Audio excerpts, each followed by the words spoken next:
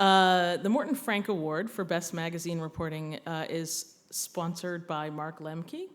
The citation goes to Jordan Robertson, Michael Riley, and Andrew Willis of Bloomberg Businessweek for How to Hack an Election. And the award goes to Matthew Campbell and Kit Chellel, also of Bloomberg Businessweek, for Hot Mess, How Goldman Sachs Lost $1.2 billion of Libya's Money.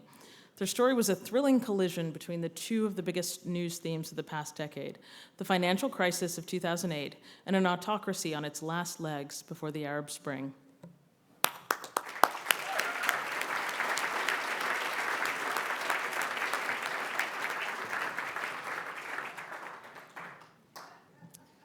Thank you very much to the Overseas Press Club and to the judges for this award.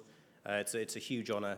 I must say it's a strange and humbling feeling to be up here in front of journalists who do their work in places like Iraq and Venezuela.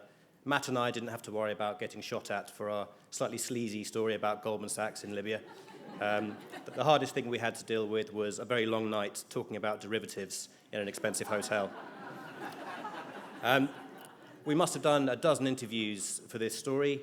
One of the main characters in the piece, a guy based out in North Africa, was particularly difficult. We chased him for weeks, and finally he said, "If you want to talk to me, you're going to have to come here. I'm free tomorrow."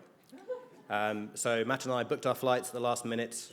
We flew out, we checked into our hotel, and we waited. Matt was convinced that he wasn't going to show up. He finally did, and when he did, we spoke for 6 hours straight about every grisly detail of Goldman's deals with Libya. And by the time we went to bed at 1 a.m. that night, we had our story. Huge credit should go to our editor, Nick Summers. He did a fantastic job of pulling the whole story together. And also thanks to Bloomberg for providing the time and resources that are needed for ambitious journalism. Thank you so much.